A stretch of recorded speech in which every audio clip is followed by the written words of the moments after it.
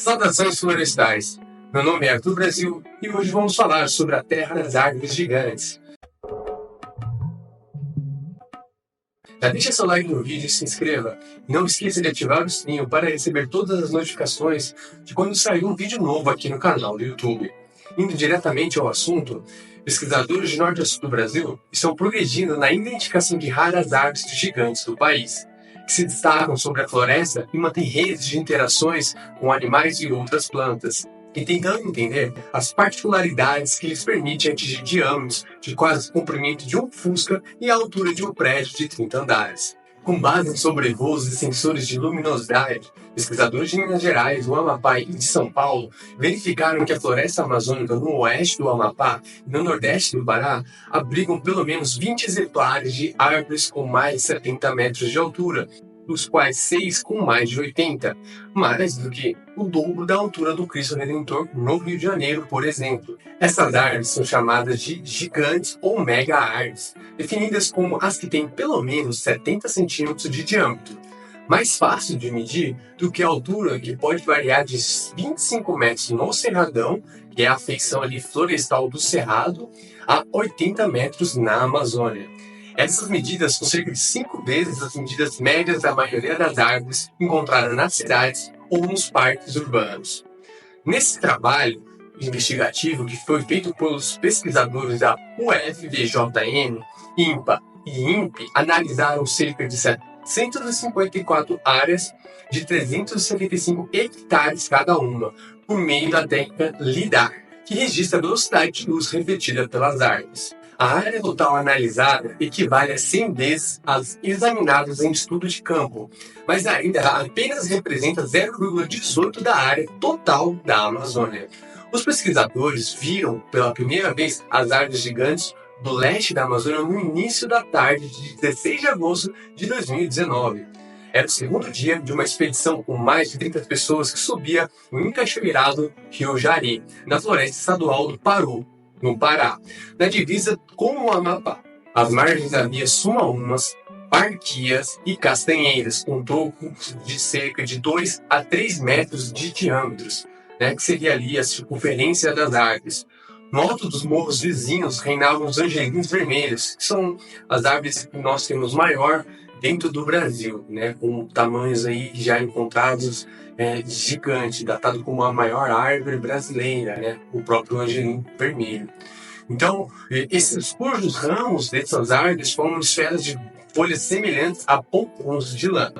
Medindo-as por meio de cordas lançadas do alto por um escalador, os pesquisadores encontraram algumas com 82 metros de altura. É muito alto, São árvores gigantescas de verdade. Antes da viagem, com base em imagens no LIDAR, os pesquisadores haviam identificado uma provável angelim de 88,5 metros. Seria uma árvore mais alta já encontrada no Brasil. E ela foi noticiada em um artigo publicado em agosto de 2019. Então, estima-se que no Brasil deve abrigar pelo menos 200 espécies das 1.500 árvores gigantes que já foram identificadas no mundo. Embora as espécies tropicais sejam bem menos estudadas que as de clima temperado, como a da América do Norte e Europa, a mais alta, que a gente tem de árvore em floresta tropical já identificada, é uma meirante amarela, com 100,8 metros de altura na Malásia. E a mais alta do mundo, é uma sequoia vermelha de 115,6 metros de altura, em uma área de clima temperado no norte da Califórnia, nos Estados Unidos. Responsáveis por causa do tamanho, por metade da biomassa das florestas, embora respondam por menos de 5% do número total de árvores, as megas árvores têm um grande papel ecológico. De acordo com o estudo, os galhos das gigantes servem como suporte para orquídeas bromélias, que dependem de condições microambientais específicas de luminosidade e umidade não encontrado em árvores de menor porte. Por sua vez, aves, primatas, morcegos, aves, répteis, aranhas e insetos usam suas cavidades como abrigo ou ninhos. Aqui então vemos que as árvores, essas gigantes, têm os seus poderes ecossistêmicos muito além do que a gente poderia imaginar que uma árvore menor consiga fazer. Daí então a importância da gente poder preservá-las, para que os seus serviços ecossistêmicos sejam feitos, né, para espécies da fauna e também da flora. Como exemplo, ali temos bromélias, orquídeas, temos roedores que podem se abrigar, né, primatas e também insetos que podem utilizar das árvores como abrigo ou até mesmo para reprodução, para fazer uma nidificação. O declínio de grandes árvores em florestas tropicais representa a perda de uma série de funções ecossistêmicas, muitas delas relacionadas a uma complexa rede de interações ecológicas. Os pesquisadores observaram que as raízes que saem da terra quando as árvores tombam formam crateras que se enchem de água de chuva e são ocupadas por porcos selvagens e girinos. Então, quer dizer que até uma árvore caída ainda tem a sua importância ecológica no ambiente, né, no meio onde está. Obviamente que algumas coisas ali se perdem por condições que aquilo vai tornar ao seu redor. Porque quando uma árvore cai no meio da floresta, o que ocorre é a abertura de uma clareira, certo? Então algumas espécies ali, elas podem acabar morrendo, né? E assim dá espaço para que outras venham, principalmente as espécies que dependem mais de luz solar, mais da incidência da luz para poder se desenvolver, tá? Que são as espécies primárias. E aí, depois, né, através da sucessão ecológica das espécies arbóreas, principalmente, é que vão vindo as árvores que necessitam de meia sombra, vamos dizer assim, e as que precisam de mais sombra, que seriam as clímax. E aí tem, por fim, as emergentes, que são essas árvores gigantes que ficam acima do extrato florestal, tá? São essas que ficam bem acima. Os pesquisadores tentam entender também como as grandes árvores da Amazônia conseguem crescer tanto. Eles relatam que elas se desenvolvem em solos pobres em nutrientes profundos, capazes de abrigar suas longas raízes. O maior perigo para essas árvores grandes é o vento. A copa das grandes árvores, como eu disse anteriormente, elas ficam acima, né, daquele extrato florestal. E quando tem uma forte ventania, acabam que elas sofrem mais que as outras, porque elas estão praticamente isoladas, não há uma barreira, certo? Então, esses ventos intensos podem fazer com que a copa da árvore quebra.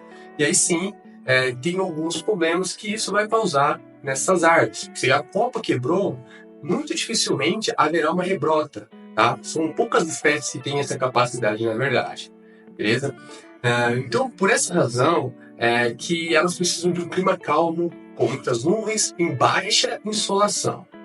Outro ponto é que o excesso de sol também pode ser prejudicial, já que as suas copas estão a dezenas de metros acima das outras árvores. Recentemente a gente publicou, fez até um vídeo aqui, falando sobre o perigo do calor, da incidência solar sobre a copa das árvores, tá? Que podem causar em algumas espécies a morte das folhas e possivelmente a morte da árvore, porque não haverá folhas suficientes para poder fazer os serviços que ela necessita de fotossíntese, né, de funcionamento da árvore, de xilema, floema, que depende de tudo disso, certo? Então, o calor, o excesso, ele é prejudicial a algumas espécies de árvores que a gente pode estudar aí, beleza? E tudo isso, normalmente, é feito, né, um estudo com tecnologia, igual o LIDAR, que foi bem falado aí, que usou para saber quais árvores e onde estavam as maiores aí, né, que ele consegue, através da luz, detectar a diferença entre a copa geral e as copas que estão acima, certo?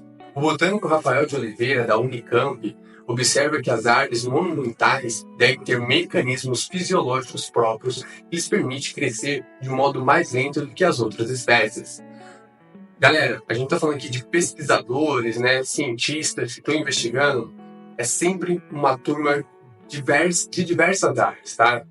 Nesse estudo, tinha diversos engenheiros florestais, tem botânico, né, tem biólogo.